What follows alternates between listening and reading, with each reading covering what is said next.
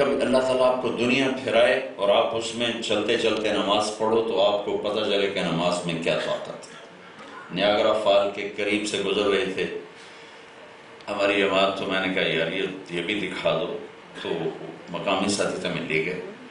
وہاں نماز کا وقت ہو گیا ظہر کا، تو ہم نے اذان دی، نماز پڑھی، تو ایک امریکن فیملی وہاں آئی ہوئی تھی، تو نماز سے فارغ ہوئے تو ہمارے پاس آ گیا ہے، کہنے لگے آپ نے یہ کیا کیا ہے؟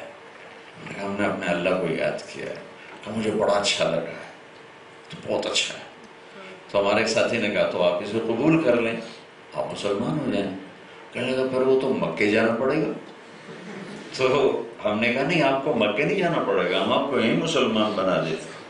انہوں نے کہا اچھا ادھر ہو جاؤں گا؟ کہاں یہیں ہو جاؤ، تو کیا کرنا پڑے گا؟ ہم نے کہا ہم جو کہتے ہیں وہ کہو۔ تو اس کو ہم نے کلمہ پڑھایا، اس کی بیوی کو پڑھایا، مسلمان ہو گئے۔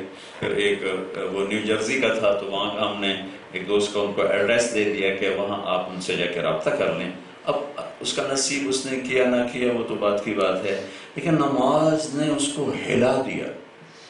کہا مجھے آپ کا یہ عمل بڑا اچھا لگا، آپ نے یہ کیا کیا ہے؟ میں جب رائمنڈ پڑھتا تھا تو ایک پادری آیا، میرے خیال میں راؤنڈ اباؤٹ 80 کے قریب تھا، 6 فٹ سے اوپر کا تھا، مسلمان ہوا وہ 75 سال کی عمر میں، کہ فرانس میں ایک جماعت ہماری چل رہی تھی تیونس سے، تو وہ اس وقت کوئی ایسی جگہیں نہیں تھیں، مسجد کوئی نہیں تھی، تو اس پادری نے ان کو دیکھا تو ان کو اپنے گرجے میں بلا لیا اور وہاں ان کو رات ٹھہرنے کا موقع دیا۔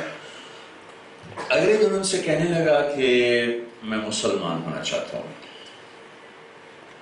میں نے 30 سال قرآن پڑھا ہے اور مجھے یقین ہو گیا تھا کہ یہ قرآن حق اور سچ کتاب ہے، لیکن میں کسی مسلمان کو اس کے مطابق دیکھتا ہی نہیں تھا، تو پھر میں یہ سوچتا تھا یہ کتاب سچی ہے، یہ اس کے ماننے والے سچے۔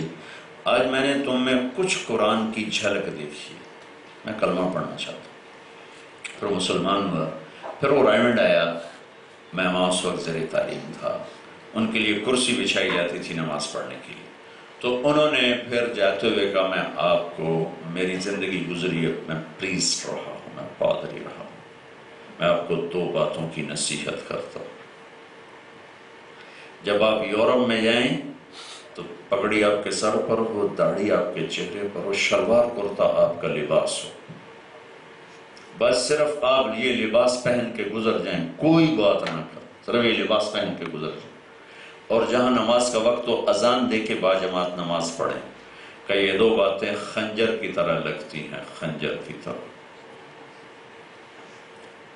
پھر انہوں نے دعا کی کہ یا اللہ میرا فرانس میں میں نہ مروں، کسی اسلامی ملک میں مروں، تو تیونس گئے ہوئے تھے جماعت میں، وہاں انتقال ہوا، وہیں وہ دفن ہوئے۔